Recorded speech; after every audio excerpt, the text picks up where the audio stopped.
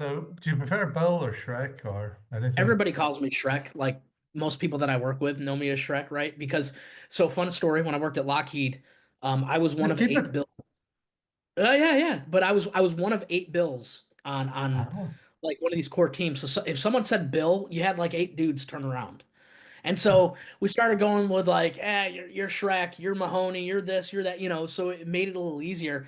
But in truth, my grandmother used to call my grandfather that, right? So I would go as a kid to my grandparents' house and I'd be sitting downstairs watching, Mets games with my grandpa, and I would hear Shrek and with my grandmother upstairs, right? And I just like, I gotta keep that. I gotta keep it in the family, right? Keep it going. it's nice. It's really weird. And in Ireland, we all call each other by our surnames. So if you have a friend like McLaughlin, you're like, hey, McLaughlin. I don't know why. We rarely ever use. Only like whenever you're in your family, do you use your first name? Otherwise, you just use surnames.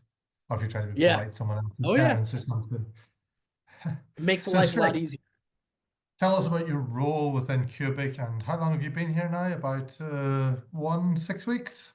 1 month, six A little weeks? longer than that. So I actually started on a contractual basis doing stuff for Jotum back in mid-October.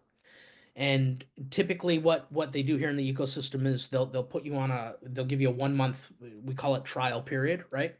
And you get your tasking, or you in my case, when I had meetings with Jotum, he was like, where can you see us improve? And so I sat down and started talking about, he's like, oh, I really like this. And then essentially after that first month, they said, well, what we're going to do is we're going to have you straddle ecosystem and core. And since then, my responsibility threshold has kind of widened. It wasn't just about, process improvement and product management and all that stuff. Like, I'll write smart contracts, I'll do stuff with marketing, doing events, right? I'm a US ambassador now. So it's really cool, like working on getting us on exchanges, doing roadmaps, a little bit of everything, which is nice, right? Um, I don't even know if I have an official job title. It's kind of like, and you see it right on the Discord. They're like, "Hey, can anybody just go ask Shrek?" It's like, all right, cool, I'll do it. That happened No big today, deal. right? Someone Yeah. said, who So can do this? And I was like, Bill. yeah, and honestly, these are fun things to do. Throughout my career, I've done all these different things, and I always say variety is the spice of life.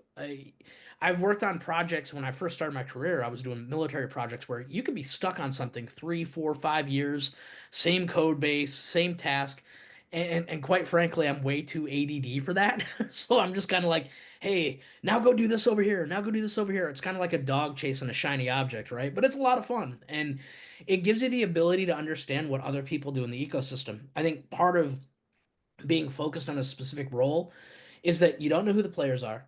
You don't know what they're doing. You don't know like what value they bring to the ecosystem, or even if you need something, who to go to, right? So being able to kind of straddle and talk to all these different folks and for a wide variety of functions, whether it's working partnerships. I mean, we have some really unique partnerships coming that I think are very exciting. And these things all, I think, cater to the idea that you could serve as an inflection point to help drive things in the right direction for different groups and have some level of influence. And it's been really cool. Bill, there's a lot for me to go on there, and I'm going to come back to lots of it. Briefly, you Sure. talked about being in the military and stuff younger. More recently, what sort of projects have you worked on? So a couple different blockchain projects, AI focused. I was on Filecoin for a couple years, which was a really great experience because honestly, I had never traversed into the Web3 marketplace up until 2021 when I started working for the foundation and then Protocol Labs. You really learn what these communities are about, and you learn a lot about how you can function within those communities and how really the nature of business and how it's conducted is changing.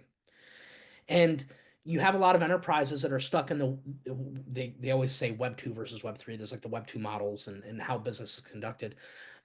The ability to translate those from 2 to 3, I think, will be very important. And some folks call it a Web 2.5, where you're kind of somewhere in the middle. Um, Working on different projects gives you a litany of unique perspectives, but it also allows you to develop partnerships you can carry forward from one role to the next, to the next, to the next, because ultimately, a lot of these projects are looking to achieve the same results, right? Whether it's enterprise adoption, global acceptance, bringing in investors, getting more retail people involved, or just even generating community excitement, a lot of the same principles apply across these functions.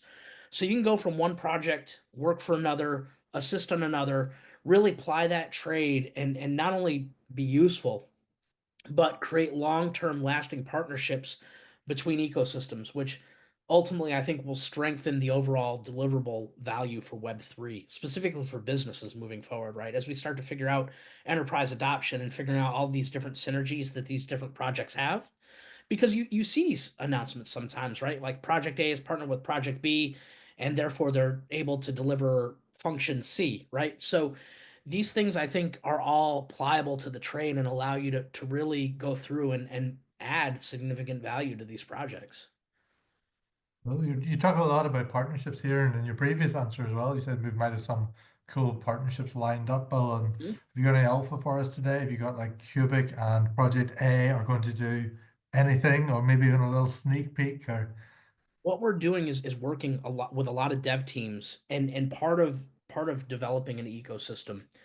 Typically, you have open grant proposals where people can come to you and say, "Hey, it would be really cool to build this." But what you often find is that you have distilled value. And what I mean by that is they're building something that they think is useful, but have they really understood the ethos and the ecosystem to understand A, what's lacking, and maybe B, something that's different that really will draw people to your chain?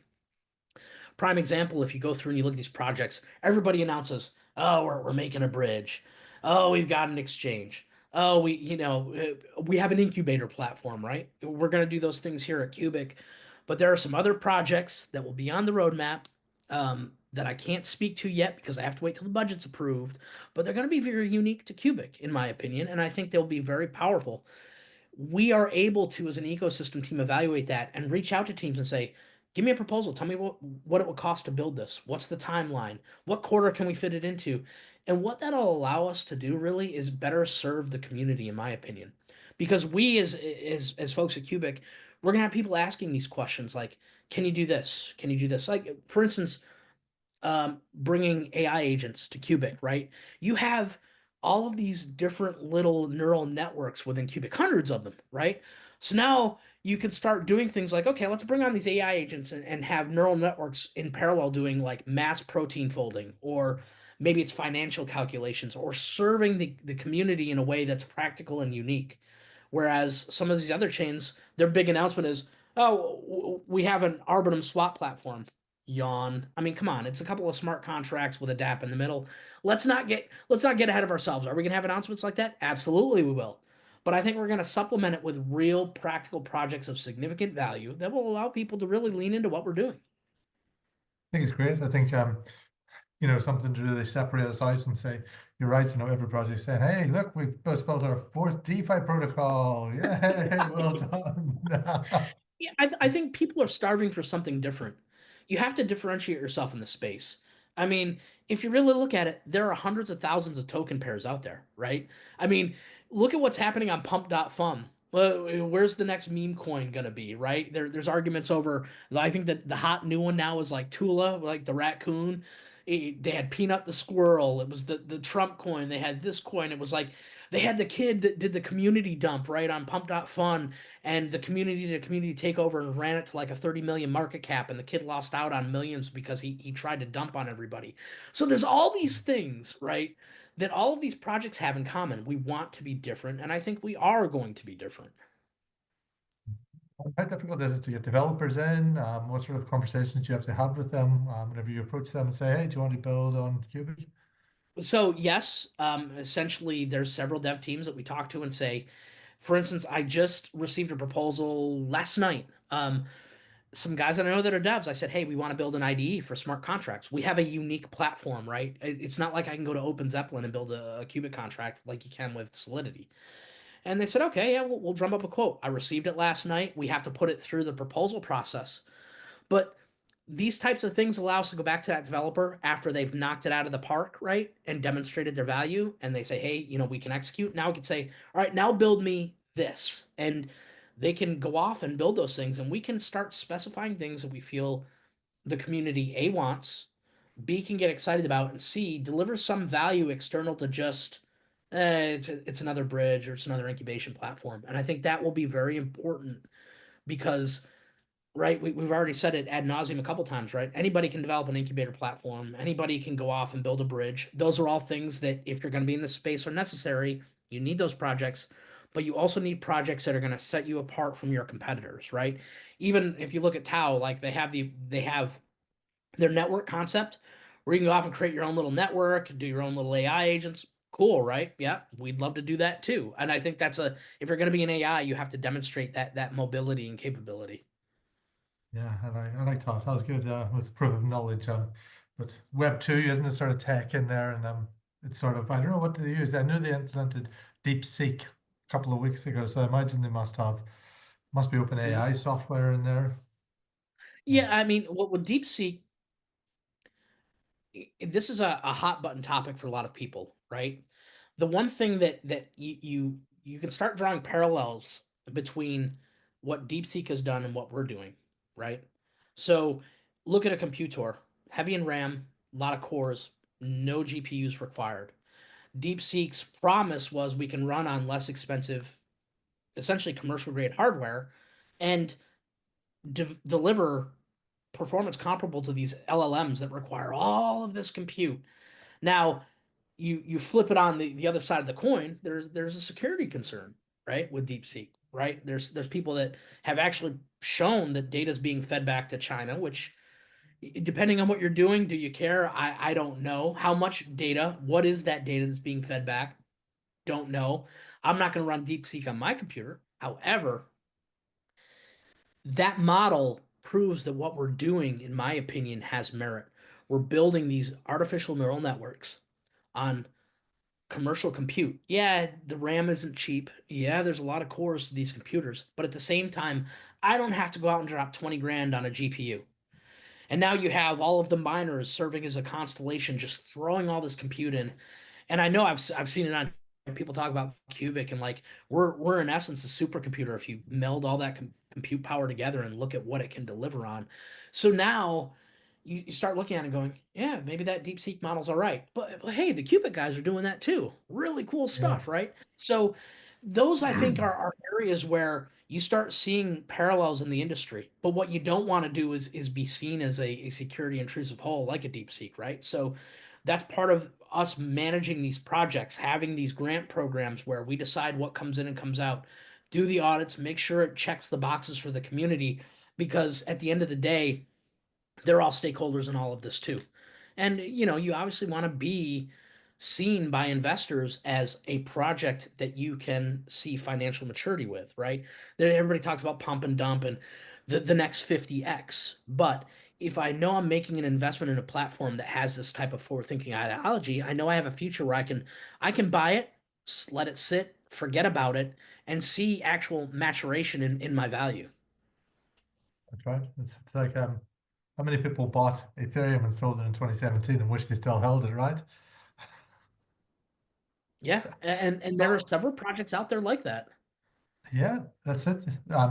Well, you talked a lot there, so I've got to think of a couple of things. The word super large supercomputer. I don't know if you've worked it out recently. I think you worked it out maybe 2 or 3 months ago for us, and you said we had X number of miners. Somebody recently did it, and we think we've almost touched 1 million miners now. So maybe after this, you can get Incredible. out your cigarette packet and your pen again and do some calculations for us. That what believe it or not, that wasn't me. I shared that with someone else. I can't claim that Ah, work. Someone else what was actually did that. Christopher Horrigan's, wasn't it? I I think think it we was did. Christopher, yes. And Oh, it right. really speaks to the openness and transparency too. So if you're able to do that, even now, one of the things we talked about on the roadmap today, right? There are roughly 500,000 wallets in Qubic. And that's with minimal penetration in the US and China, which or Asia in general, honestly. And that leads me down the path of there is so much potential for tremendous growth on this platform because as we start making our presence felt in these different regions, pardon me, you're going to see a significant growth in financial opportunity. Yeah. So, Bill, I think you've talked a lot about partnerships. You talked a lot about ecosystem. You talked about core tech Mhm. and how you sort of merge it all together. You talked a little bit about AI there. What drove you to Cubic? and what makes you the most excited about the next 12 to So 24 months? true story. I follow the socials on Twitter, and for a while I was watching people talk about Qubic, and I'm like, what the hell is this Qubic thing? It looks really cool.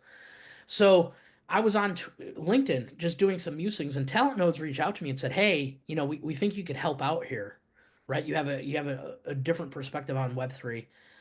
Your work kind of pretends to what we're looking for." He said, "Why don't you have a meeting with Jotam, our CTO, and see how that goes, see how the conversation goes." And we had a really good conversation. Jotam aligns a lot philosophically with how I feel about a lot of these things. And all of a sudden, I started looking into what Qubic was doing, and they were like, "Hey, you want to do some work?" And I'm like, "Yeah, cool." And now it's like I'm in the middle of everything. It's actually pretty wild, and it's been a lot of fun, right? Because you see everybody talks about potential with a lot of these tokens, right? It's like, oh, look at the market cap and look at where this if this had the market cap of Bitcoin, each coin I don't really care, right? It's what functionally can this project do?